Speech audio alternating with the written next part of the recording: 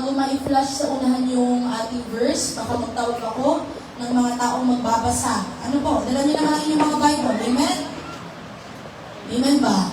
Kaya mga Bible, ready po magbasa? Kapag akin pong tinawag, amen? Okay po, no? So, ayan. Ang ating pag-uusapan po, ang title is, Alam na Hindi Naupos. Pwede po ba tayo yung po, pumikit? Tayo lamang po ay nanalangin saglit at magpapasalamat sa Panginoon. Hallelujah, Jesus. Thank you, Abba Father, for this morning. Thank you, Lord, sa iyong katapatan sa aming mga buhay, sa iyong pag-ibig na aming naranasan, O Diyos. Tunay na sapat ka at higit pa, Panginoon, sa aming mga buhay. Salamat na this morning, Lord, that our hearts are prepared. We are ready to receive from you, Lord. Sa lahat ng mga makakapakinig, O Diyos, sa lahat ng nakaupo na ngayon at ay nakikinig din sa mga kasama namin, Lord God, sa FB Live. Sa lahat po na naaabot ng speaker or mic na ito, ang panalangin namin, O Diyos, ay ikaw ang kumilos at mangusap sa bawat isa sa amin. Hindi kami maging pamilyar lamang po sa iyong presensya, O Diyos. Bagos, maranasan namin yung kaalaban ng aming mga puso, hindi lamang po Lord pagdating sa paglilingkod, kundi sa pag-ibig namin sa inyo. Salamat, Panginoon. To you alone be all the glory, the honor, and thanksgiving. This is our prayer in Jesus' name. Amen. Amen. Palakpakan po natin ang Lord. Ayan, nagbatiin natin ng magandang umaga yung ating mga katabi, mga nasa kanan, nasa kaliwa, nasa likod. Batiin natin yung mga nasa likod. Bakit hindi pa nakakausap? Ano po, praise the Lord. Salamat sa buhay ng bawat isa. Nakasama natin, parang jump up tayo ngayon ha. Parang present kayo lahat ngayon ha. Praise God. At salamat din po, of course, sa buhay ng ating mga pastor na alam ko ang ating pastor ay jump up din ang schedule. May mga doon watches pa, may mga mentoring pa, may mga Sunday worship din na, na pagtuturuan. Patuloy natin pag-pray ang ating mga pastor.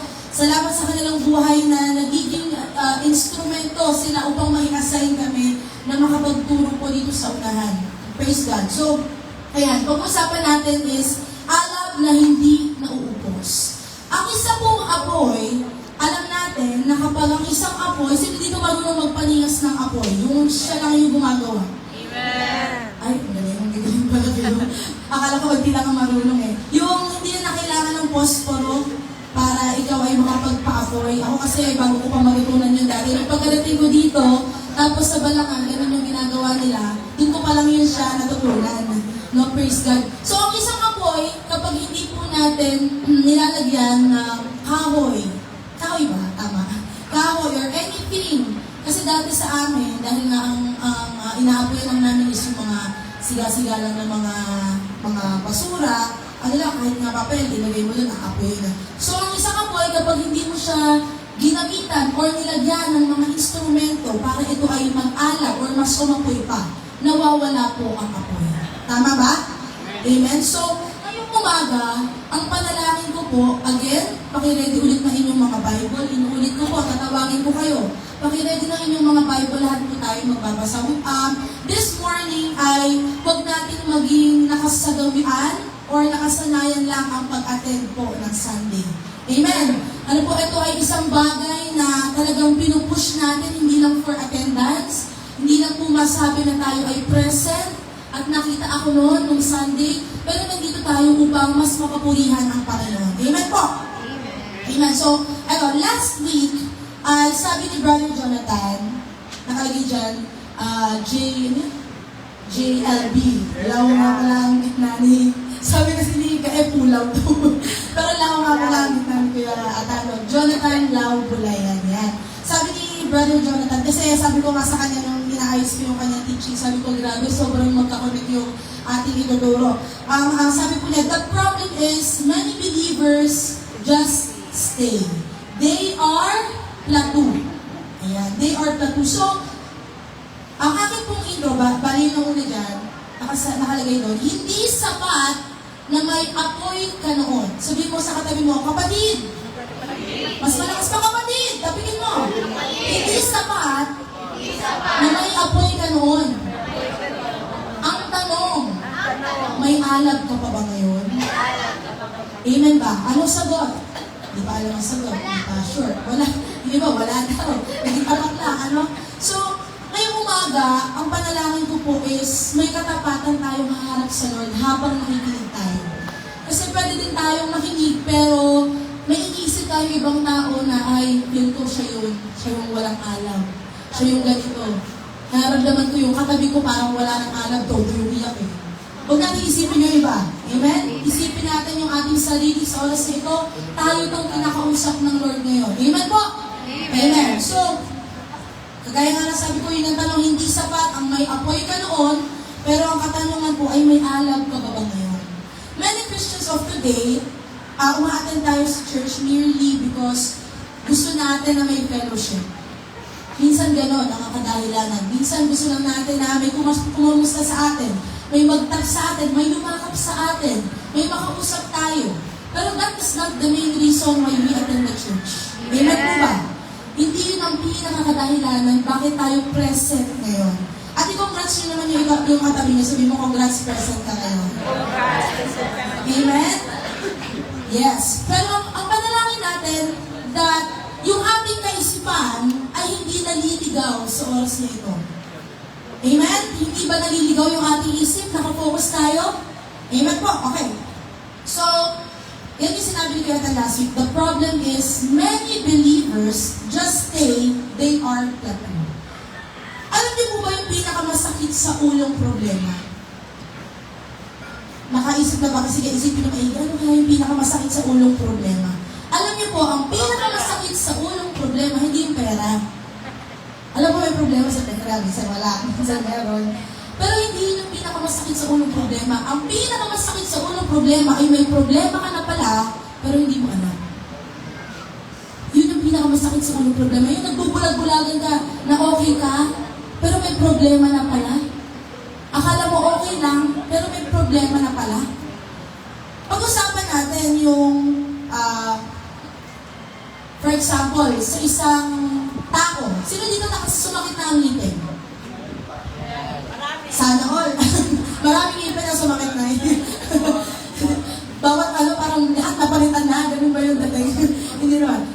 Sino yung nakaranas na yung sumakit yung ngipin niya? Taas kamay, taas kamay.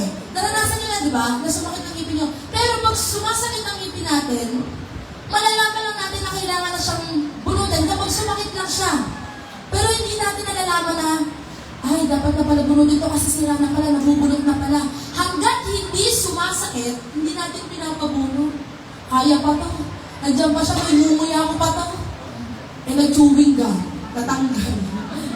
Ano po? Kumain ng mais na nabungan. Hindi, ibig ko sabihin, ang isang bagay, kailangan mo pagtuunan ng pansin para malaman mo na may problema.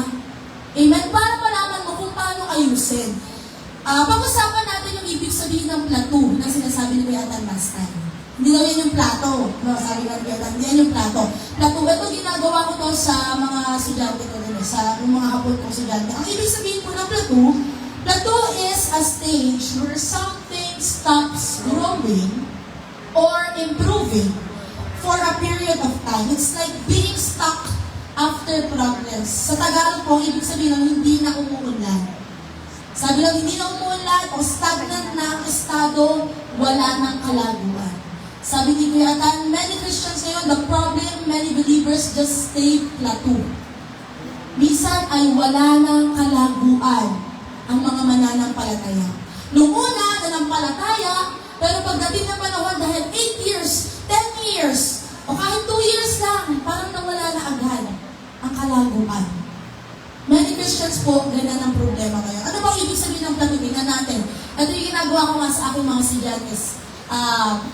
Ano ko ng example? May example dyan eh. For example, gamitin natin siya. Let's use it in a sentence. Okay po? Ang ibig sabihin ng plato dyan, for example, in English, my English improved fast after first, then I reached a plateau. Maintindihan ba? Very good children. So, ang ibig sabihin na nung una, mabilis yung improvement ng English ko. Pero kalaunan, parang tumigil na, na-stuck na ako. Pag ginamit ko sa sentence. Pangalawang example sentence. Her weight loss. Sino nakakaranas nito? Her weight loss. Her weight loss hit a plateau after 2 months. Sabi na, yung pagpayat niya, okay sa simula, pero after 2 buwan, parang wala nagbago. Yun ang ibig sabihin ng plateau. Sa simula, giyang na talagang todong-todo. First, pagpasok ng January, sabihin na lang natin, sino dito nagawa ng mga New Year's resolution? Yan, New Year's resolution, magpapapaya. New Year's resolution, this year, mag-exercise ako araw-araw. Si Babits lang. Ano nangyari, Toots? Ano nangyari? New Year's resolution, ako po ay lagi na magde-devotion, magpe-pray, kompleto na.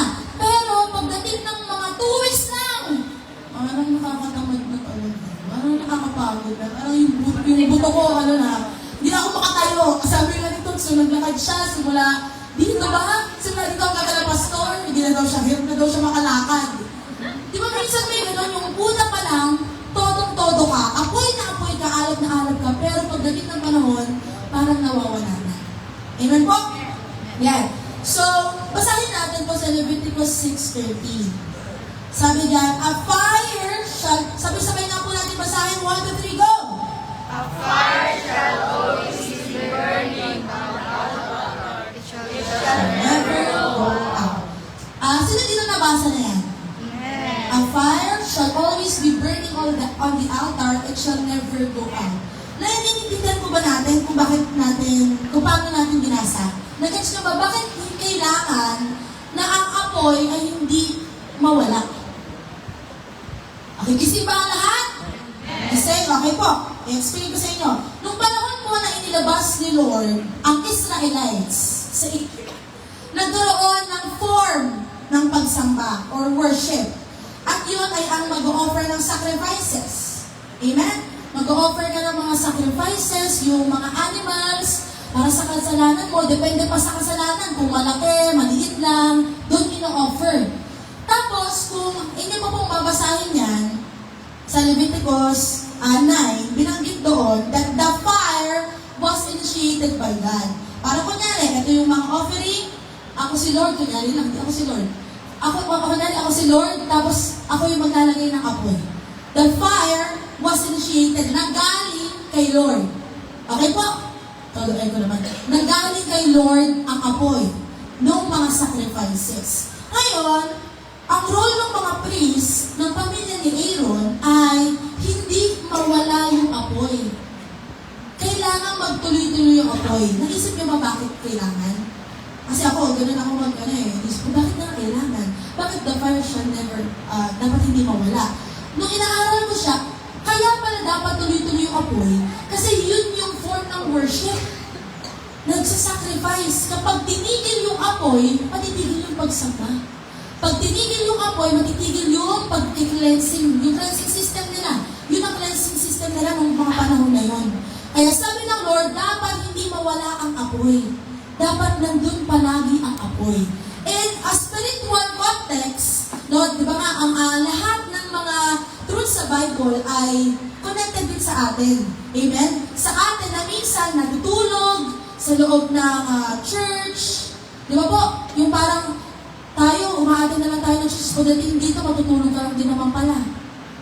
Minsan nawawala yung alab talaga natin sa pakikinig ng salita ng Diyos, sa pag-worship. Nung una, nag-worship ka ng todo-todo. Pero pagkalauna ng panahon, nasasanay ka na. Okay, ito na yung, alam ko na yung susunod dyan. Alam ko na yung gagawin ni Brother JB dyan. Kanina nga, ginulat tayo. Nagulat ako, bigla na lang ikaw. Alam, bigla ka pa, ikaw, ako. Di ba? Kailangan kasi maputol. Alam ko, bigla na sabi ko, makoy, bigla na lang tayong binugulat nito. Kasi nagkakamay-kamay pa ako, biglang ikaw, ako.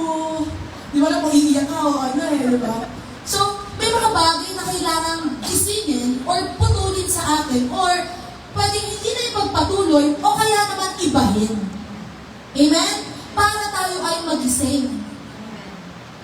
Sa school, kapag nakikinig kayo sa mga teacher, o kaya na lang sa trabaho kapag may meeting, kapag nagsasalita sa unahan, natutulog ba kayo? Pag natulog kayo, pinapala kayo ng chalk o kaya ng eraser. Tama? Ako, naranasan ko yun. Nakatulog lang, napagod lang. Nakikinig naman. Napagod lang. Naranasan ko yun, natatandaan ko si Ma'am Almindrala. Nanood kaya si Ma'am Almindrala. Ako, sobrang ano ko naman. Naalala ko, Miss Lorenzo, tulog ka. Tapos ako, talagang, tulog na ako. Paano ba kaya dito paano kung bigla kayong tawagin? Okay, Miss Vivian Delgado, tulog po kayo. Gising po. Paano na kaya bigla kayong tawagin na ganun, di ba? Di ba po? Dito sa mapag-aaralan natin, alam niyo ba, makikita niyo yung kaimportansyahan bakit kailangan gising kayo sa church. Kasi pwedeng, nung una nagtuturo ako about sa mga ginawa ni Lucifer, tapos ay ni Judas, tapos maya-maya sinabi ko, nagbigti si Judas, sabi ko, magbigti pala. Yun ang napakinggan mo, kasi doon ka lang gising eh. Mamamali ka. Kaya importante, gisingin nyo nga yung katabi nyo, sabi mo, gising ka ba? Magtatawag ako nang natutulog. Opo, gusto niyo ba yun? Kasi naranasan ko siya dati, parang gusto ko yung parara sa inyo, no? Pag yung mga natutulog, ayos tayo ng upo. Actually, ito, inisip ko lang ng una. Kung kayo po ay inaantok, wala pong problema. Hindi kayo pwedeng umalis. Ibig sabihin, pwede kayong tumayo sa inyong kinauupuan, tumayo kayo sa likod. Wala pong problema sa akin. Kahit mapuno pa kayo dyan sa likod. Kung kayo ay inaantok. Pero ang panalangin ko po, gisingin po natin yung ating mga sarili. Hindi tayo nandito para matulog. Amen ba? Amen. Palakpakan natin ang Lord. Amen. Kasi minsan nakikita ko parang patulog na eh. Parang pabagsak na eh. Ang Sunday po ay pinaghahandaan natin para sa Lord. Kung kayo ay inaantok, mas mabuti pa, walang doon na lang tayo umatin, di ba? Kasi wala namang papasok sa atin. Tama po? Kaya dapat gising po tayo. Gising ba yung katabi niya? Tignan niya nga, baka natulog na kasi. Tatawagin natin yung dito sa unahan. Amen? So, in the spiritual context, ang pagsamba natin sa Panginoon Diyos, ang alab natin, ang pag-ibig natin sa Kanya ay hindi dapat maubos, hindi dapat nawawalan ng apoy. Amen po?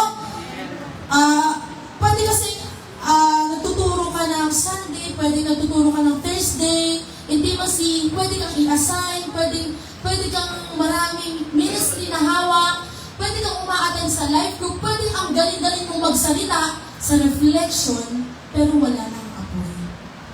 Kaya let's watch ourselves, check natin lagi ang ating mga puso. So kanina, pinag-usapan natin yung plateau o hindi pag-unlad. Ngayon, pag-usapan naman natin yung routine. Tingin niyo po ba, okay ba ang magkaroon ng routine? Sino dito ang tingin niya, okay magkaroon ng routine? Taas kamay. Taas kamay. Okay po magkaroon ng routine. Okay. So, ako naman po ay hindi against sa routine. Wala sa akin, okay lang sa akin kahit magkaroon ako kayo ng routine. Kasi ako, kahit ako may routine ako. Kami mag-asawa, nagawa kami ng asawa ko, nagawa ng blackboard. Kasi ang mahal kasi ng whiteboard. So, doon namin sinusulat yung 6:30 a.m. ganito, 7 a.m. ganito, ganyan. So, ini-schedule namin. Meron kaming routine na ginagawa. Pinaplano namin ano kakainin namin buong week. Meron kaming ginagawang plano or routine para sa amin sa mga sarili. I'm not against routine, pero kapag itong tinan niyo maigi. Kung may routine ka na lagi mo nang ginagawa, sanay ka na yan yung ginagawa mo. Sa una, meron kang heart na gawin yan, routine mo na yan. Kasi nga, pinlano mo yan, pinag-isipan mo yan, tinagalan mo yan ang plano ng mga 2 oras, nilagay mo yung puso mo dyan. Kalaunan, sa gitna, ginagawa mo siya dahil alam mo, nasisanay ka na. Sanay ka na ito yung ginagawa mo. At katagalan, sa katagalan ng panahon, dahil nasanay ka na, automatic na yung katawan mo. Automatic na siyang ginagawa, pero minsan wala na sa puso. Again, I am not against routine, pero kailangan hindi mawala sa bawat isa sa atin yung alab. Yung alab sa paggawa ng mga bagay na pinaplano natin. For example na lang, sa lahat ng mga dito, sino dito ang nasa dito pa? Ayan, sa lahat ng mga dito, ang panalangin namin, patuloy kayo. Hindi yung a-attend tayo ng church na tinatamad tayo, hindi yung a-attend tayo ng church na iniisip natin anong oras uuwi, nagtatanong ka na agad, anong oras kaya matatapos to? Di ba po? Kailangan nandun pa rin natin, pagbingasin natin. Basahin natin yung meaning ng routine. Ayan. Routine, it is something you do regularly or repeatedly. Often in the same way. Ito yung mga bagay na paulit-ulit mo na ang ginagawa at nakasanayan mo na. Minsan mahirap din po na nasanay na lang tayo. Minsan mahirap din na nasanay ka na sa same na upuan. Minsan mahirap din na nasanay ka lagi ka naman nasa likod. Pag nasa likod ka, parang feel mo komportable. Kasi sabi nga ni Kuya Dan last time, dapat umalis tayo sa comfort zone natin. Kung pupunta ka ng church, pumunta ka dun sa lugar na init ka, balas ka para gising na gising ka. Magpupunas ka na lang ng pawis. Hindi yung sa laging komportable ka. Ay, dito po, kasi dito yung dito yung malakas yung hangin eh. Ay, dito ako kasi parang nakakasandal ako dito. Tulog na ulit. Ano po, maraming mata ko sa mga natutulog ha. Sinasabi ko sa inyo. So, gano'n, nakasanayan mo na kasi, nandun ka na lagi sa comfort zone mo. At ang dapat gawin natin bilang mga Kristiyano, lumabas tayo o umalis tayo sa ating comfort zone. Amen po ba? When something becomes familiar, sa una, you do your things with the heart.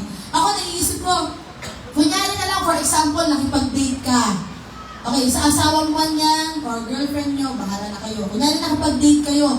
Tapos, yung asawa mo, same na paresan, same na bilihan ng shawarma. Hindi ko naman inaamin asawa ko. Favorite kasi namin yung binibilan namin. Yun at yun, parehas na pizza, parehas na burger. Except, ikaw bilang babae o ikaw bilang asawa, excited ka pa ba? Alam mo, doon na ulit kayo pupunta. Di ba parang, okay, sanay na ako. Alam ko na sanay ko sa ulo ko na, ayaw ko na tulutuin. Tapos sobrang sanay mo. Hindi ka na, wala na excitement, di ba? Kaya nga sinuturo din nila, Pastor, sa mga mag-aasawa, bigyan nyo ng spice, bigyan nyo ng excitement. Kaya nga naalala ko, nung nung anniversary namin, nakakatawa, nagkabit kami ng TV. Kasi doon, kami mag-asawa na enjoy namin manonood kami ng movie. So, lalagyan mo dapat nakakaiba. Hindi pwedeng paulit-ulit ka na lang. Sa relasyon natin sa asawa natin, ganon. Sa relasyon sa ibang tao, ganon. Amen? Hindi pwedeng paulit-ulit na lang. At higit sa lahat sa relasyon natin sa Lord. Naalala ko yung sinabi ni Makoy nung intimacy with the Holy Spirit, sa paalala daw ni Brother Jimmy sa kanya. Kung merong urgency, o yung pinaka-urgent na kailangan mong gawin ngayon, is yung magkaroon ka ng urgency with your relationship with God. Amen ba? Yung pagdating sa relasyon mo sa Lord, hindi ka makakapayag na hindi ka nakakagising nang hindi mo kinakausap si Lord. Hindi ka makakapayag na naligo ka na lang, umalis ka sa bahay. Hindi ka man lang, hi Lord. Ako kasi gano'n eh. Minsan nagano pa ako, hi Lord. yung kilig sa Panginoon. Baka kasi sa una na lang, ngayon nawala na. Nawala na yung kilig mo sa Panginoon. Ako maliliit na bagay, kinikilig ako sa Lord. Lord, ang gusto ko ulam, adobo. Maya-maya, sa balanga, habang nag-meeting kami, ang ulam, adobo. Tapos doon, kinikilig na talaga ako. Lord, salamat. Kasi gusto ko ng adobo. Sa mga simpleng paraan, na pakikipag-usap mo sa Panginoon, doon nagsisimula yung alab. Ang apoy naman, hindi naman agad-agad gawin yan, di ba? Kailangan mo ilagay pa ng ilagay yung mga kahoy na pwede magpaningas sa Kanya.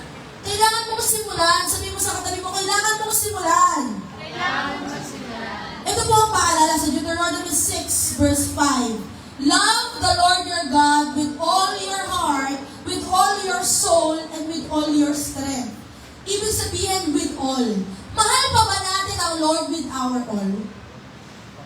Pag sinabing all, dapat hindi exempted yung mga ginagawa natin sa trabaho. Dapat hindi exempted yung ginagawa natin sa negosyo. Hindi exempted yung ginagawa natin sa school. Kasi una sa lahat, bago ka maging businessman, bago ka maging trabahador, bago ka maging negosyante, bago ka maging estudyante, bago ka maging nanay, bago ka maging tatay, Kristiyano ka. Hindi dapat nahihiwalay yun. Nanay ako ngayon. Ako yung magagalit. Ako ang nanay mo. Ako ang nagluwal sa iyo. Nawala na ang pagka-Kristiyano. Inisip mo na, natural po. Yun naman talaga natural. Iduluwal nyo naman talaga yan, mga bata. Hindi na kailangan ipaalala ang niluwal nyo yan. Pero talaga naman mga anak naman, naghihirap naman talaga ang mga magulang ninyo. Ano ba ang aking magulang, naghihirap sa pagluwal. Biruin na, di ba kami CS? Naging nanay ko. Pero siya talaga na nanay ko, lahat kami CS. Di ba? Minsan kasi nahihiwalay natin yung pagiging Kristiyano natin sa mga ginagawa natin. Kapag sinabing, love the Lord your God with all your heart, ang heart mo ba kalahati? With all your soul, ang soul mo ba kakarampot?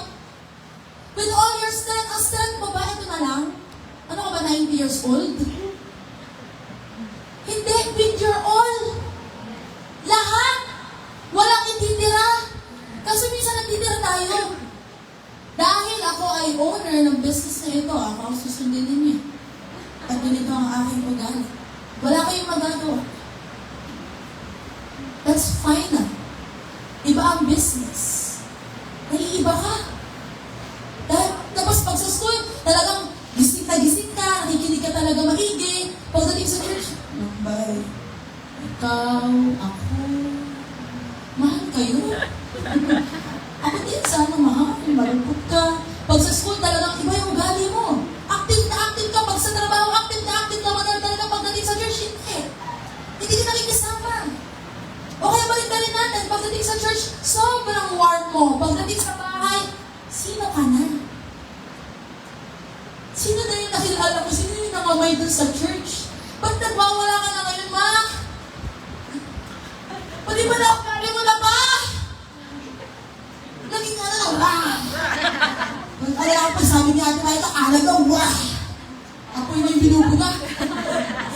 Kakaiba na, ano? Let us not be half-hearted. Hindi tayo pwede mag-offer sa Lord ng kalahati. Ang ino-offer natin sa Lord ay lahat. Amen ba? Palakpakan natin ang Lord. Si Lord po, ang palakpakan. Amen? Next verse, Jeremiah 29:30. Sabi dito, you will seek me and find me when you seek me with all your heart. All pa din. Lahat pa din. Kasama pa din. Colossians 3:23. Pwede po bang basahin? Sino may Tagalog na Bible? Colossians 3 verse 23. Dito, pinapakita kung ano man yung lahat ng mga ginagawa natin. Ito po dapat ginagawa natin lahat buong puso. Huwag mo na natin pakita sa screen. Gusto ko po may magbasa. Colossians 3 verse 23. Nahanap mo na? Papahanap. English pa na Tagalog, pahanap ako sa inyong mga Bible. Again, ito ang gagawin natin ngayon. Hindi na tayo ngayon routine. Na kapag nakita nila dito sa unahan, ay okay na. Hanapin niyo po sa inyong mga Bible, markahan ninyo pag-aralan natin. Diyan, nakita mo, Colossians 3:23. Ay, ayan, si Rika.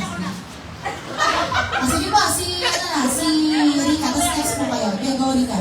Ano man ang inyong ginagawa, gawin ninyo ng buong puso na parang sa Panginoon kayo naglilingkod at Hindi sa mga tao. Ang tanong ko, nandito ba kayo ngayon para sa Lord? Para kanino yung pag-upo nyo? Para sa Lord. So, dapat maayos yung pag-upo. Para sa Lord yung upo. Maayos ba yung pag-upo nyo? Kanino kayo, para kanino ulit kayo narito ngayon? Sa Lord. Sa pakikinig mo. Maayos ka bang nakikinig? Sabi doon, anuman ang iyong ginagawa. Nakaupo ka man, nakikinig ka man, nagsusulat ka man, gawin mo lahat yan para sa Lord. Amen ba? Sabi dito sa 1 Samuel 16 verse 7, sige, ano na to? Ano na, first honor?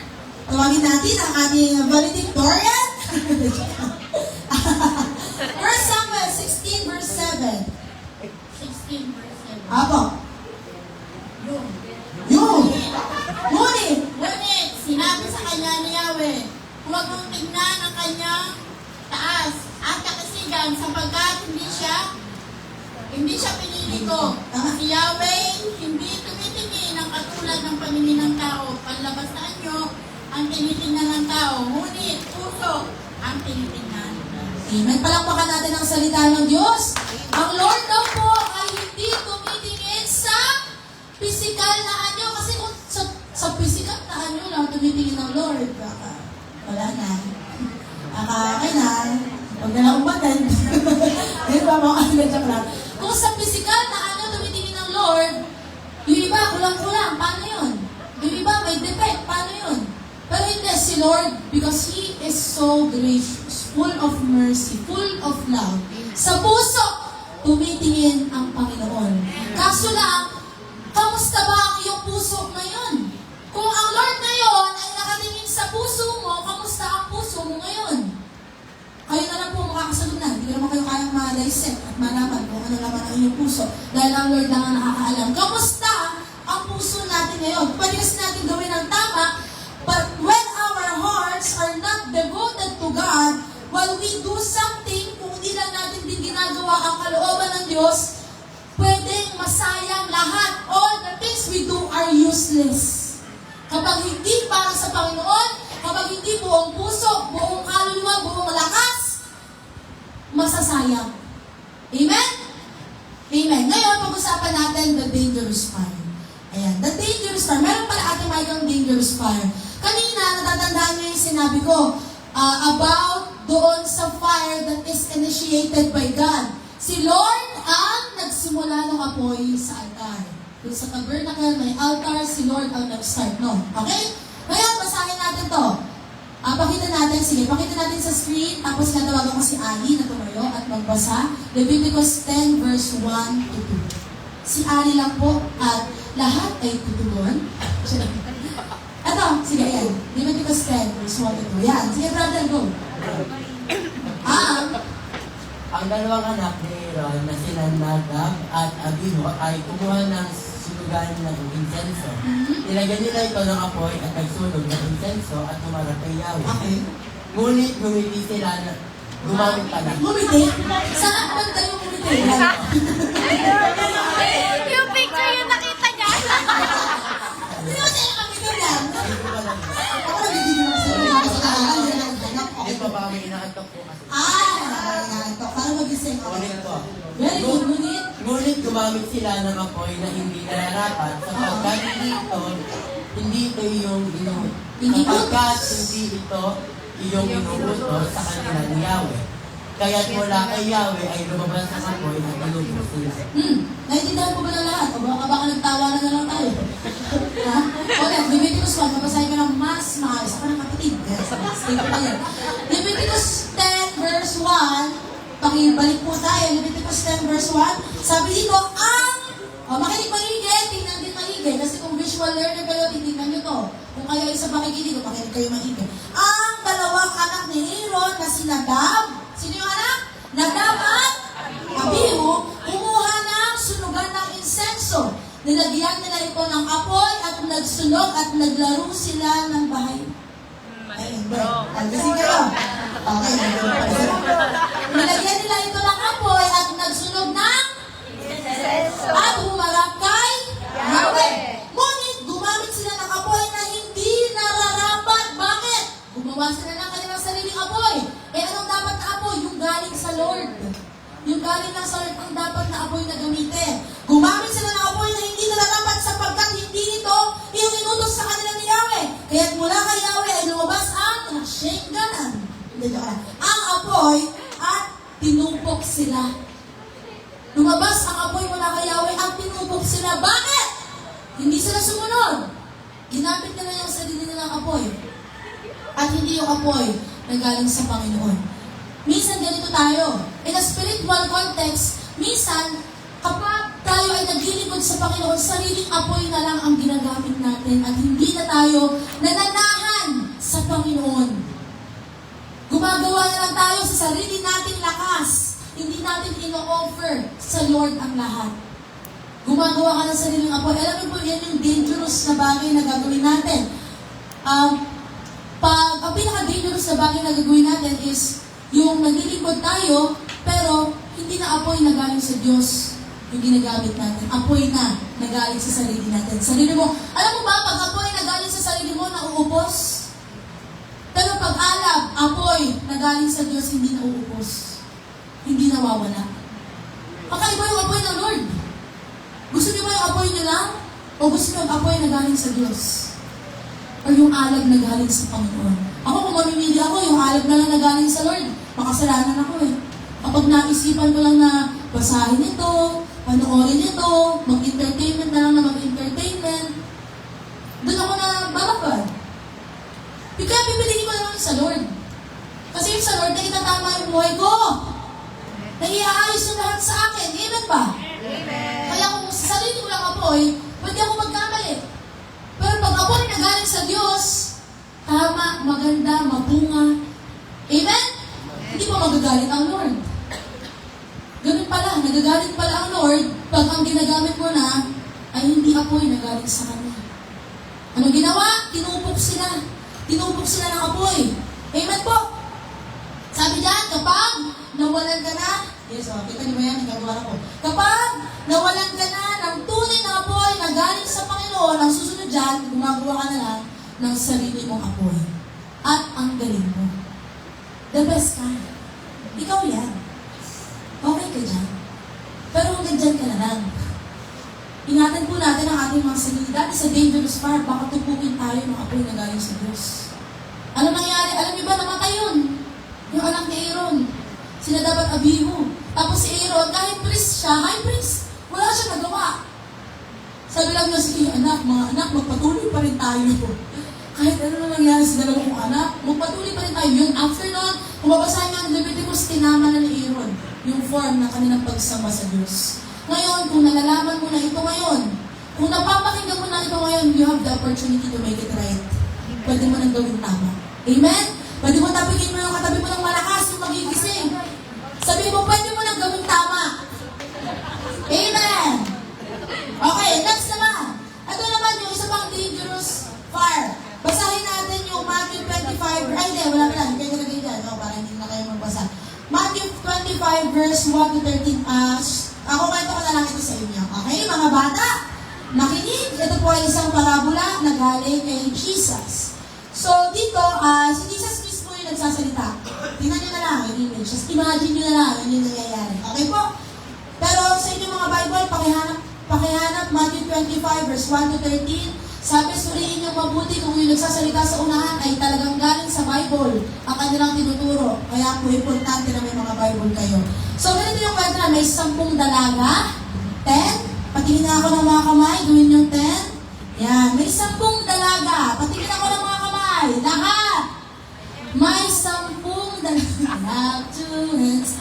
May 10 dalaga na naghihintay sa bridegroom. Sino ang bridegroom?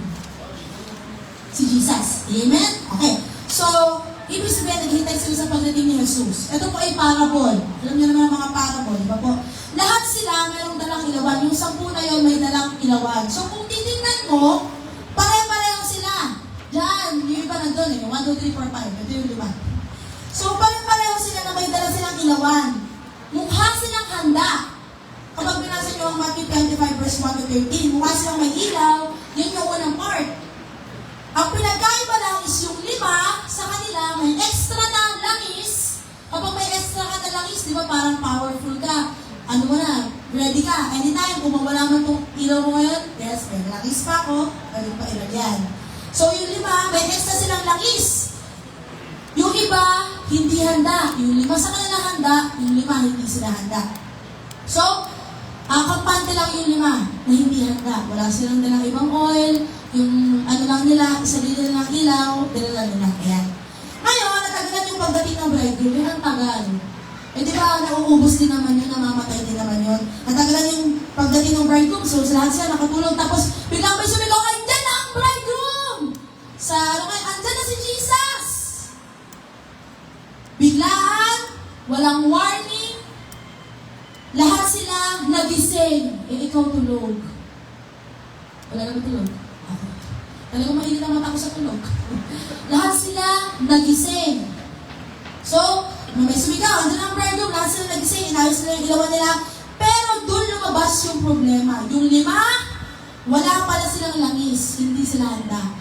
Hindi sila ready. Sabi ko kanina, 5 handa, 5 may langis, pero yung iba, hindi sila handa. Humingi sila sa iba, pero sabi ng mga wise na may dala, hindi pwede, baka hindi pa sapat sa atin. Itong langis na ito, kailangan ito. Tapos, umalis sila para bumili yung 5 hindi handa. Umalis para bumili ng kanilang sariling oil. Pero habang wala sila, dumating na si Jesus. Habang wala sila, dumating na yung bridegroom. At ito yung nangyari, yung handa, nakapasok sila. Yung hindi handa, naiwan. Sabi mo sa katabi mo, alam mo yung handa? Nakapasok. Yung hindi handa, naiwan. Gusto mo bang maiwan? Ano pong sagot? No, amen. At nung pumalis sila, kumakatok sila, sabi nila, Lord! Lord, papasukin mo kami! Pero ang sagot ng Lord, hindi ko kayo kilala. In the spiritual context, kailangan mong maghanda. Kasi baka mamaya, ang Panginoon, tulog ka pa din. Ngayon talaga yung ako sa kulong. Pagdating na ang Lord, tulog ka pa din spiritually, hindi lang physically. Wala ka pa rin alam. Pagdating na ang Diyos, hindi mo pa rin ginagawa yung pinapagawa sa'yo ng Lord. Hindi mo pa rin kinakausap yung kapitbahay mo na dapat matagal mo nang pinatanggap. Pagdating na ang Lord, kanina sabi ko, kailangan ng urgency. Pagdating natin sa relasyon natin sa Panginoon, ayaw natin na maiwan. Amen ba? Isa pa ito sa delikado. Baka second coming na, dumating na ang Panginoon Diyos, ikaw, tulala ka pa din. Hanggang ngayon, ay okay pa rin sa'yo na magstay ka na lang dyan. Nasa comfort zone ka pa din. Kaya ang aking pong pakisuyo, itong alat na to, pag tingasin natin, huwag natin hayaan aandap-andap. Amen ba? Amen. So, bakit ba nawawala ang alam? Meron tayong mga fire extinguishers. Sabihin niyo, fire extinguishers. Fire extinguishers. Okay, so una, the fire must be guarded against things that can extinguish it. Una, ano yung una? Sin and disobedience. Sin separates us from God and quenches His fire. This is very natural. Alam niyo na to. Sabi sa salita ng Lord sa Isaiah 59 verse 2, but your iniquities have separated you from your God, and your sins have hidden His face from you, so that He will not hear. Let us make sure, kapag tayo ay nabubuhay, habang tayo ay humihinga, lumalayo tayo sa kasalanan. Hindi yung habang tayo ay humihinga, okay lang na magkasala, mapapatawad din naman. Amen. Let us make sure that we obey. Itong kasalanan na ito, waksihan na natin, tapusin na natin. Mag-isip kayo ngayon, ano yung mga bagay na akala nyo maliit na bagay lang, pero kasalanan na pala? Pagkupit sa natirang sukli, nilagay mo pa sa wallet mo. Pagsasabi sa asawa mo, napupunta ka sa ganitong lugar, pero hindi ka pala doon pupunta. Pagsasabi sa nanay mo, napupunta ka dito, ma, pupunta ako ng school, pero magsiswimming ka lang pala. Hindi na si. Wala kami nabantaan, wala ka. Amen? Yung paliliit na bagay po, yan yung nakakapit pala yung sa atin sa Lord. Kailangan nyo i-watch out. Ano pa yung maliliit na bagay? Gigising ka, wala ka man ang pakikipag-usap sa Diyos. Kaya ang sabi ng Lord, meditate His word day and night. Hindi ako ang nagsabi, ang Diyos ang nagsabi. Sa maliliit na bagay, kailangan po natin magising. Wala po sa atin kung matanda ka na, ikaw ay bata pa, pare-parehas po tayong harap sa Lord. At gusto natin kapag humarap tayo sa Lord, ready tayo. Amen po. Gusto natin pagharap natin sa Panginoon, Diyos, hindi tayo, Lord, hindi po, nahihiya po ako, natatakot po ako, bakit tupukin ako ng apoy ninyo? Takot ka humarap sa Diyos. Wala kang lakas-lakas na loob na humarap sa Lord. Di ba po, ang prayer natin, ready tayo. Kaya, sabihin mo sa katabi mo, kapatid, iwasan na ang pagkakasala. Sumunod na tayo sa Diyos. Amen? Parang pahina ng pahina. Pag yun na yung pinag-uusapan. Ano po? Next, spiritual laziness. Yan. Spiritual laziness, ito yung pag-neglect mo sa pananalangin, pag-neglect mo sa mentoring, discipleship, fellowship. Alam niyo ba, na lahat tayo dapat maging disciple? Amen. Tinuturo ito ng pastor. Lahat po tayo dapat maging disciple. Amen? Kaya I praise God sa mga ngayon ay umaatin ng mga discipleship. Pero alam niyo ba, hindi ibig sabihin na umaatin ka ng discipleship, disciple ka na. Ulitin ko po, hindi ibig sabihin na umaatin ka ng discipleship, disciple ka na. Paano kung umaatin ka sa dito, pero hindi ka naman masunurin sa Diyos? Paano kung umaatin ka sa dito, pero bastos naman yung bibig? Paano kung umaatin ka sa dito, pero may iba ka palang buhay? Dalawa pala buhay mo. Dinaig mo pa ang, hindi ang pusa pala siya mang buhay. Paano kung ganon? Yung po hindi ibig sabihin na ikaw ay disciple. Ano yung mga disciple? Ang mga disciple lamang po yung mga sumusunod sa salita ng Diyos. Amen! Yan ang mga tunay na disciple. Sabi dyan, spiritual and laziness. Ibig sabihin, tatamad-tamad ka. Sige na nga, makakating ng church. Wala ako last week eh. Teka na ulit ako ngayon. Tapos next week, hindi na ulit ako atin. sige, maka-attend ng discipleship kasi last week di ako naka-attend. May absent na tuloy ako. Ngayon, next week na lang ulit, hindi na lang ulit ako a-attend. Papahinga na lang ako dun. Kailangan po yung spirit natin, gisingin natin. Hindi lang ito physically eh. Hindi lang yung physical na tutulog-tulog ka. Yung spirit natin kailangan gising. Kailangan hindi po tatamad-tamad. Sabi sa Matthew 26, verse 41, keep watch and pray so that you will not give in to temptation. For the spirit is willing, but the body is weak. Amen? Next, distractions and basahin po ng lahat, distractions and worldliness. Ano po yung pag-focus sa mga material na bagay rather than na-focus sa Panginoon? Basahin natin ang 1 John 2, 15 to 17. Si Dada, kaya na ba magbasa? 1 John 2, verse 15 to 17. Ako, alam niyo na to. 1 John 2, verse 15 to 17. About ito, sa pagmamahal mo, hindi sa mga bagay sa mundong ito. 2, 15 to 17. Okay? Ready ka? Go ka? Basta. Huwag ninyong ibigin ang sarili, ay, Sige ka. Ako ba naiibig ng sarili ka? huwag ninyong ibigin ang sanlibutan o ang mga bagay na nasa sanlibutan. Ha? Ang umiibig sa sanlibutan ay hindi umiibig sa Ama. Ang lahat ng nasa sanlibutan, Sanlibutan? ang lahat ng nasa sanlibutan, ang pagnanasa ng laman, ang pagnanasa ng mga mata, at ang pagmamalaki sa buhay na ito ay hindi nagmumula sa Ama, kundi sa sanlibutan. Mawawala ang sanlibutan at ang lahat ng mga bagay na pinagnanasaan ng mga tao. Ngunit ang mga sumusunod sa kalooban ng Diyos ay mabubuhay ng pag-ibig. Amen. Palakpakan natin ang salita ng Lord. Yung malakas na palakpak for the word of God. Parang lang yan. Tugon. Yung tugon, palakpak. Okay. So, ang ganda na sa Tagalog. English kasi yung nalagay ko eh. Pero diyan, sabi niya, do not love this world, Lord, the things it offers you. Naalala ko yung tinuturo ni Brother JB last time. Yung matandaan ko sa Ecclesiastes ba yun? Yung lahat ng bagay sa mundong ito, mapaparang, mawawala. Even yung bahay na tinitirahan mo, pwede sa mga pagkapanaw mo, iba na yung tumira sa bahay na yan. Pero bakit hanggang ngayon, doon ka pa rin nakafocus? Ba't hanggang ngayon, yun pa rin? Yung pinagtutuunan mo ng pansin, sabi na, do not love the things of this world. Okay naman, makita na ikaw ay sumagana. Pero pag yan, ang dahilan para lumayo ka na sa relasyon mo sa Lord, pinamahal mo na yan. Pag pinamahal mo na ang pera, pinamahal mo na ang pagkita, pag mas nabibigay ka ng panahon, atensyon, sa pagtatrabaho mo kaysa sa relasyon mo sa Diyos, pinamahal mo na yan. Hindi mo na mahal ang Diyos. Or dahan-dahan ang nawawala ang pagmamahal mo sa Diyos. Kaya sa paalala dyan, do not love this world, nor the things it offers you. For when you love the world, you do not have the love of the Father in you.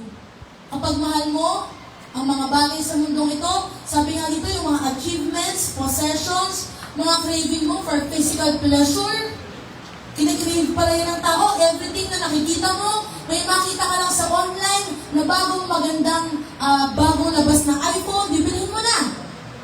O kaya may makita ka sa online na, wow, ang ganda ng bahay na to. Papagawa ko na agad to. Facebook na naman. Sana all. Gusto ko din yan. Kung may makita ka lang na, ganito, nag-crave ako sa Dubai Chewy Cookie. Bibili ka na agad. Ano nasa mo? Ano gusto ko matikman? Diba? Makita mo lang online. Kaya alam niyo ba, nung isang araw, may mga nakausap kami na mga tao. Ako sila. Sino naman sila nakausap? Nakausap kami ng mga tao. Yung pag-scroll sa cellphone, nakaka-addict yan. Alam niyo ba, dapat dumating yung panahon na bored ka na talaga. Dapat magharap ka ng boredom. Alam niyo, ang mga bata, ang mga baby, kaya sila hindi binibigyan ng cellphone, kaya hindi sila pinapatutok sa cellphone. Kasi kapag nakatutok lang sila sa cellphone, ang ginagawa nila, yun ang natututunan nila. Hindi sila nag-create ng sarili nilang natututunan.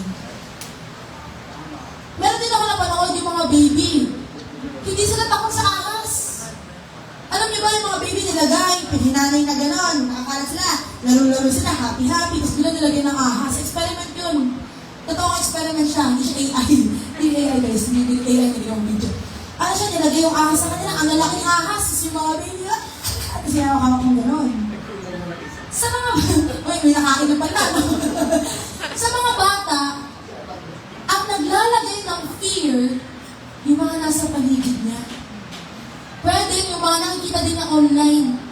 Hindi pa natakot talaga ang mga bata. Hindi nalalagay sa kanilang utak yung takot. Tayo lang gumagawa nun. Oh, may multo, huwag lumabas. Oh, hanggang ganitong oras ka lang may white lady. Ako sinasabi ko sa'yo. Ikaw ba'y nagtatakot dun sa bata, ano? Ikaw ang naglagay ng takot. Pero totoo, wala silang takot. Hindi sila natatakot. Ang environment, ang paligid, ang nakikita sa social media, ang nakikita mo sa cellphone mo, yan ang nagbibigay sa kaisipan mo ng takot, nagbibigay sa kaisipan mo ng pleasure. Pag may nakita ka na biglang mga CEO, tapos maya-maya pag-scroll mo, biglang may naghahalikan na, doon na magsisimula yan. Manonood ka na ng porn. Doon nag-start.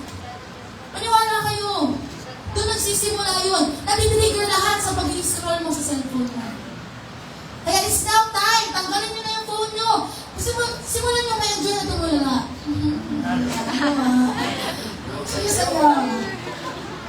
Wala kang ginagawa. Okay lang yun. Okay na tumupo ka. Ngayon kasi may duyan na kami. Kaya maduyan-duyan na kami. Tatama yung likod ko siya. Kukuha sa likod. Kasi nandun pa siya sa loob ng bahay eh. Tapos wala akong ginagawa. Nagpinatulak ako. Oh, nagawa nga. Doon ko nagawa ang teaching. Noong hindi ako nagbabad sa cellphone. Doon ako nakapag-aral. Doon sa akin na-review lahat. Doon ako nagtatanong, Lord, bakit ganito? Ay, okay Lord, sige, aaralin ko yan. Sulat ko na. Kasi, hindi ka nag-phone.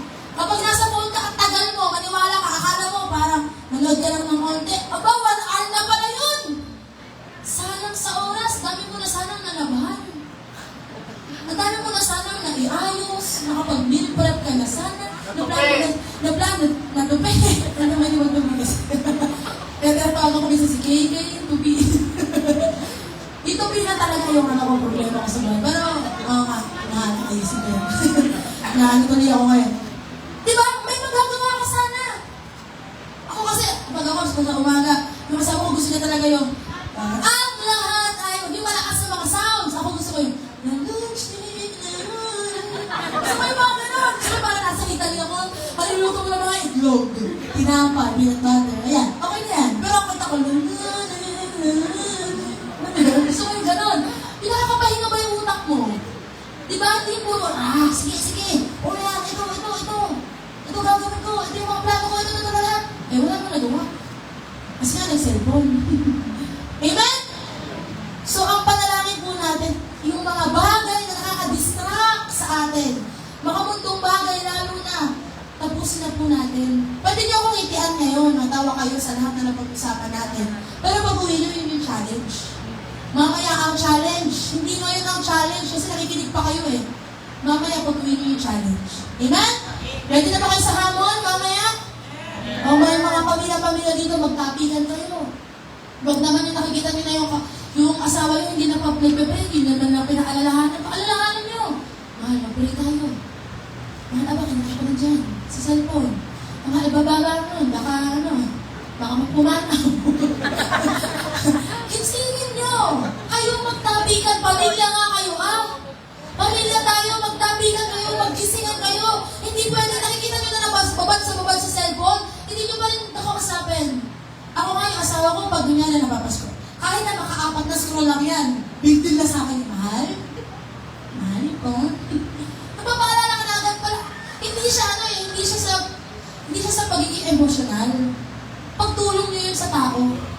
At kayo naman na sinasabihan, huwag naman kayo magalit. Huwag niyo naman sabihin, may naalis ko ako ng messages eh. May mga kausap lang ako eh. Wait lang, huwag kayo mamagalit na gano'n. May tinatapos ako huwag kayo mamagalit. Magkano ka lang, sige, wait lang. Ito, palakpak. Huwag ka magalit. Magsasabi ka lang, sige po, bababa ko po. May ayos ako. Ito, pakita nyo. Ito po, chat ko. Sige po, ito po, kausap ko. Pakita mo, para may proof, para tumahimik din naman. Kailangan nyo lang maging honest din sa sarili nyo na may kailangan kayong ayusin. Gaya ng sabi ko kanina, ang pinakamasakit sa ulo, yung akala mo wala kang problema. Pero may kailangan pa lang kayo sa sabaw. Amen? Next na tayo. Lack of spiritual discipline. Kasama na po ito doon. Revival must be maintained through daily commitment to God. Araw-araw po ang commitment natin sa Panginoon. Sabi sa salita ng Lord in 1 Corinthians 9 verse 27, sabi ni Pablo, I discipline my body like an athlete. Paano ba ang mga atleta? Grabe mag-exercise. Grabe ang mga atleta. Di ba po sa kanilang katawan? Training it to do what it should. Otherwise, I fear that after preaching to others, I myself might be disqualified. Pwede ka kasi ma-disqualify. Pwede kang matanggal. Kaya huwag natin hayaan ma-disqualify tayo sa paningin ng Panginoon. Si Saul nga, akala niya kasama pa rin siya. Pero hindi na pala. Malayo na pala siya sa Lord. So, paano ba maibabalik? Ate Micah, sige, pinag-usapan na namin. Oo, nahagets na namin. Nawala na kami ng alab. Alam na namin, paano ba namin mababalik? Pang-ano na tayo, pang-apat, wake up. Sabihin niyo nga sa katabi niyo, wake up. Wake up. Kaya sabi ko sa inyo, mainit naman ako sa natutulog. Kaya, alagin ko na wake up. Sabi sa 1 Thessalonians 5, verse 1. Samahan niyo ako, medyo mahaba to. 1 Thessalonians 5, okay po ba yung oras ko? Verse 1 to 11. Sabi diyan, now, concerning how and when all this will happen, dear brothers and sisters, sino yun? Ayun yun. Dear brothers and sisters, we don't really need to write you. Sabi ni Pablo, sa totoo lang, hindi ko na naman kailangang sulatan pa kayo eh. Kasi alam niyo na, alam niyo minsan, hindi na kailangang sabihan pa kayo. Alam niyo yan. Nasa sa inyo yan. For you know quite well that the day of the Lord's return will come unexpectedly. Biglaan, wala tayong kaalam-alam. Sabi dito, like a thief in the night, parang magnanakaw sa gabi. Ang magnanakaw ba sa inyo? Ay, kumakatok, panakaw mo. Ay, may kumunan lahang ay, wala nang bigas eh.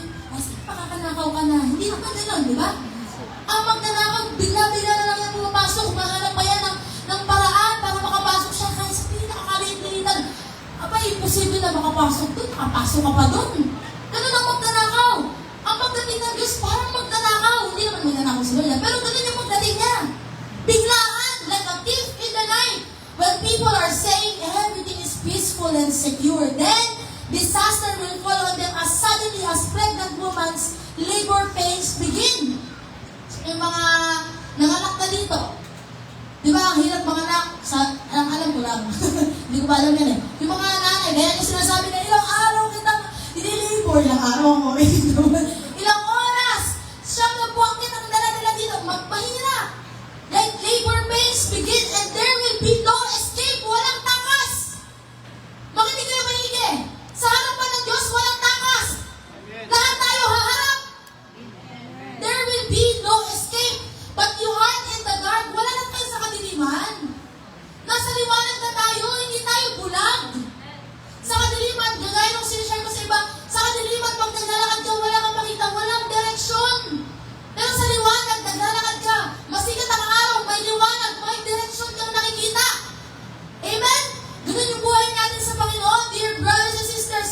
You won't be surprised when the day of the Lord comes negative. Hindi na kayo magugulat. Yun ang panalangin ni Pablo, huwag na tayo magulat. Sa pagdating ng Diyos, ready ka na? Amen? For you are all children of the light and of the day. We don't belong to darkness and night. So be on your guard, verse 6, not asleep like the others. Stay alert and be clear-headed. Malinaw ang pag-iisip. Amen. Hindi na ibig sabihin na lutang hanga. Sabi clear-headed ako. Hindi. Malinaw, maliwanag ang pag-iisip mo. Be clear-headed. Night is the time when people sleep and drinkers get drunk, but let us who live in the light be clear-headed, protected by the armor of faith and love, and wearing as our helmet the confidence of our salvation. Confident ka ba sa iyong salvation ngayon? Kailangan dala mo yan. Suot mo yan. Handa ka pag sa pagbabalik ng ating Panginoon. Verse 9, for God chose to save us through our Lord Jesus Christ. Ang nakikita ko dito, huwag mong sayangin yung pagkakaligtas sa'yo ng Diyos. For God chose us to save us through our Lord Jesus Christ, not to pour out His anger on us. Christ died for us so that whether we are dead or alive when He returns, we can live with Him forever.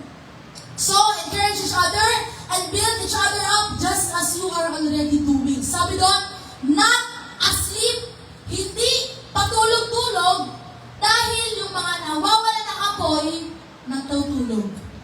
Patulog-tulog. Amen! Papungay-pungay na, mga nawawala ng apoy. Pero ang panalangin ko, hindi tayo yung ganun, gising tayo. Amen? Amen! Sabi dito, basahin ko yung 12 to 13 ng Leviticus 6. Sabi dito, dapat araw-araw, daily na babantayan. Sa Tagalog, ang apoy sa altar ay dapat panatilihin ng liningas. Ito'y dapat gatuman tuwing umaga. Ihahanay sa ibabaw ng gato ang handog na susunugin at ang tabang kinuha sa handog pangkapayapaan. Hayaang laging may apoy sa altar at hindi ito dapat pabayaang mamatay. Sabihin mo sa katabi mo, kapatid! Hindi mo dapat hayaang mamatay. The power truth is, sa buhay natin ganun din, sa trabaho, hindi dapat mamatay yung alam mo sa pagtatrabaho, sa pag-aaral. Bakit you are doing that for the Lord? Lahat ng bagay ginagawa mo para sa Panginoon. Kung ikaw ay tricycle driver, masaya ka, nagka-tricycle driver kahit mataas ang gas. Para sa Lord, bibigyan ko na kaluguran ng Diyos. Amen? Kung ikaw ay nag-aaral, dapat nalulungkot ka kapag bumaba ang grade mo, katulad ni Kay, nalungkot yan. Ang bumaba yung grade niya. Pero sabi niya, yes, okay na pala. Bumalik sa 1.75. Dating singko, nag-1.75 or magic talaga na gano'n.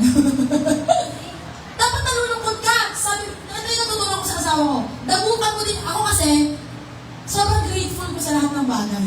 Lord, ang saya-saya. Lord, thank you for this. Minsan, isang beses, sabi niya sa akin, mahal, kailangan mo mag-step up. Nasa unahan ako noon, tapos todo kong puno sa Lord, yes, Lord. Amen, amen. Sobrang joyful ko. Kasi hindi na pala nag-flow. Yung ako na lang yung nag-flow. Sabi sa akin, bakit marami sa akin, ba't huwag nabalitan? Nag-flow ako, eh. Mahal ko sabi niya, mahal, leader ka. Doon nagsimula, dinagukan ko na yung sarili ko. Nagsimula akong magkano sa sarili ko pag may mga nagagawa ko hindi na tama sa harapan ng Lord, dinadagukan ko na yung sarili ko. Lord, aayusin ko po ito. Lord, aayusin ko na po. Natagukan niyo na ba yung sarili niyo? Nasimulan niyo na bang tagukan yung sarili niyo? Lord, tutuloy-tuloy ko na to. Lord, hindi na ako aatras. Magpapatuloy na po ako, Lord. Mahirap pa nga ako sa Panginoon, pero sabihin niyo, gawin niyong buhay.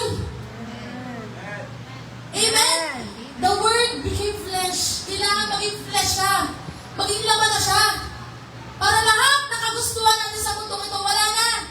Wala na yung physical nature mo na fleshly ka. Kailangan yung spirit mo, nag-aalab, lumalaban. Ito po yung last na verse, Revelation 3, verse 14 to 22. Sabi po dito, sige, hindi ako na magbabasa. Si Pagsan, ikaw. Basahin mo to. Simula una hanggang huli. 14 to 22. Ay, 14 hanggang, 14 hanggang 17. Tapos, siguro. Mas magi, ikaw na lang. Ikaw ay hanggang 18 hanggang 22. Rodos. 14 hanggang 17. Okay, go. Revelation 3, verse 14. Revelation 3, verse 14. Makinig lahat, lakasan mo, Rodos. Isulat mo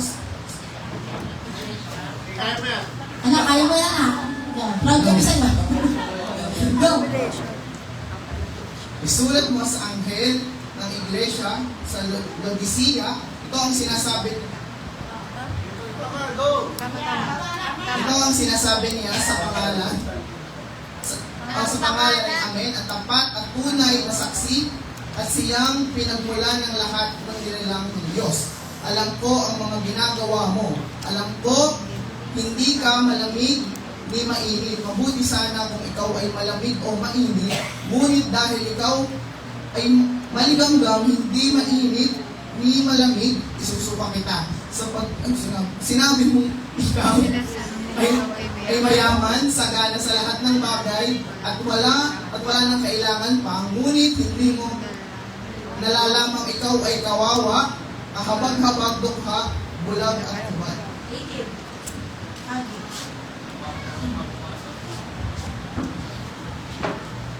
Verse 18. Kaya nga ipinapayo kung bumili ka sa akin ng purong ginto upang ikaw ay maging tunay na mayaman. Bumili ka rin sa akin ng puting damit upang iyong isuot at matakpan ang nakakahiya mong kahubaran. Bumili ka rin sa akin ng gamot na ipapahid sa iyong mata upang ikaw ay makakita. Sinasaway ko, pinabalo ang lahat ng aking minamahal, kaya maging masigasig ka. Pagsisihan mo at talikuran ng iyong mga kasalanan. Tignan mo, nakatayo ako at kumakatok sa pintuan. Kung di rin gininuman ng aking tinig at bubuksan ng pinto, papasok ako at kakain ako kasalo niya. Ang magtatagumpay ay bibigyan ko ng karapatang upo nakatabi ko sa aking trono, tulad ko na nagtagumpay at nakaupo ngayon katabi ng aking ama sa kanyang trono. Ang lahat ng may pandinig ay makinig sa sinasabi ng Espiritu sa mga iglesia. Amen. Salamat po sa inyong mga pagbasa, mga kapatiran. So, eto, sino dito nakabasa na nito? Naintindihan nyo, maliwanag sa inyo. Kilala nyo kung sino pinagsabihan. Ang sinabi, ang kinakausap dito ay ang iglesia sa Laodicea. Ang iglesia po sa Laodicea, kung babalikan nyo sa history, nakita ko dito, mahal yung mga buhay na pala ng mga Roman historian dati. Kung makikita nyo sa history, ang iglesia ng Laodicea, mayaman sila. Mayaman po sila. Nung dumating ang lindol sa lugar nila, alam nyo, wala silang hinging tulong.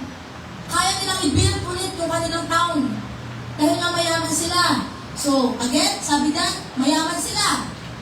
Kung makikita nyo, meron pa sila dyan, nung ni-research ko, sila din ay merong black na tela, nakakaiba, na social, parang luxury type of tela, yung kanila. Pangatlo, meron silang medical institution or system na doon ginagawa ang gamot sa mata. Eye drop, or whatever. Basta gamot siya sa mata. Pero, kung makapansin nyo, sino nagsasalita dito? Yung amin, sino yun? Si Jesus. Si Jesus po ito. Kaya sinasabi ni Pastor, make sure mag-ingat kayo sa pagsasalita ng amen. Yan ay patungkol kay Jesus. Sabi dito, ikaw ay maliganggang, hindi mainit na malamig. Dahil sa kayamanan na meron sila, dahil akala nila nasa kanila na lahat, akala nila okay na sila. Akala nila good na sila. Sabi dito, ikaw ay maliganggang, hindi mainit ni malamig. Isusukang kita. Sino dito gusto kumain uminom ng kape na hindi malamig?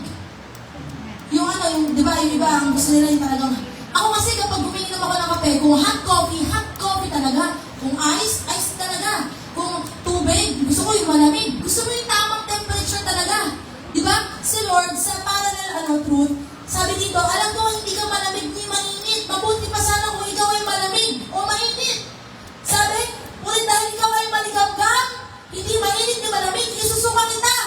Sinasabi mong ikaw ay mayaman. Sabi ko kanina, mayaman ang Laodicea. Sabi nila, mayaman sila. Sagana sa lahat ng bagay at wala nang kailangan pa. Dahil mayaman sila, feel nila wala na silang kailangan. Ngunit hindi mo nalalabang ikaw ay kawawa. Grabe. Hindi mo alam? Akala mo okay ka na? Good ka na? Sabi ng Jesus, hindi mo alam yung kawawa, kahabag-habag, dukha, bulag, at hubad. Imagine, sa kanila, alam niyo kung bakit ganito yung sinabi ni Jesus? Kasi sa kanila magaling yung gamot sa mata eh. Pero sabi niyan, bulag.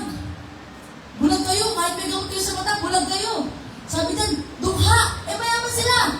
Sabi niyan, bubad, kasi sa kanila galing yung black na luxury sa damit. Na tela. Pero si Jesus yung nagsasalita.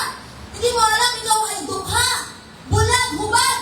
Kaya nga, pinapayo kong bumili ka sa akin. Sino ang source? Si Jesus. Sabi, bumili ka sa akin. Ito yun.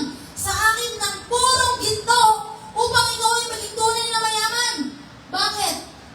Ang gold, nire-refine. Sa English kasi nung inano ko yan, gold refined in fire. Bumili ka sa akin ng ginto. Kailangan mo dumaan sa paglalamay. Yung faith natin, kailangan dumaan sa training.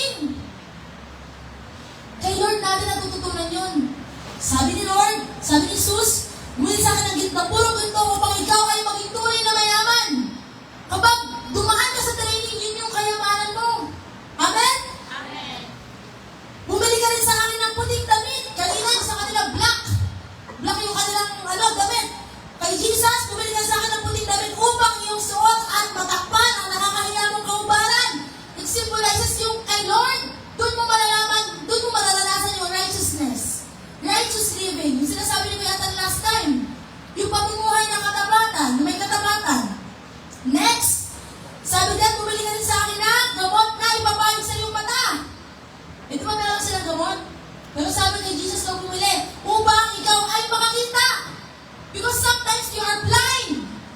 There is spiritual blindness. Bulag ka. Kailangan mo makakita. Sinasabay ko't pinapalo ang lahat ng aking minamahal. Ito yung pinakamaganda. Mahal tayo ng Diyos. Salamat kasi mahal tayo ng Diyos.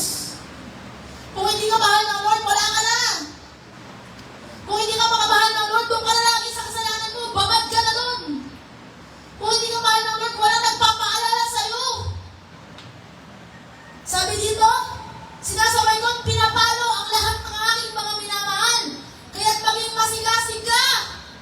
Pag-alapin mo. Pagsisihan mo, talikuran ang iyong mga kasalanan. Tingnan mo, nakatayo ako at kumakatok sa pintuan. Kung diri-diri naman ang aking tinig. At bubuksan ang pinto, papasok ako. Alam ko, the worship team. Papasok ako. At kakain akong kasalo niya. Yun ang masarap. Na pag kumatok ang Lord sa'yo, sa puso mo, bubuksan mo yung pinto. Kasalo mo ang Diyos. Kaya nga kapag wala na yung alam, kapag hindi natin pinagningas na sa sayang ang apoy, nawawala ang apoy, pwede ko bang lahat tayo ay tumayo? Sabi ng Lord, tingnan mo, nakatayo ako at kumakatok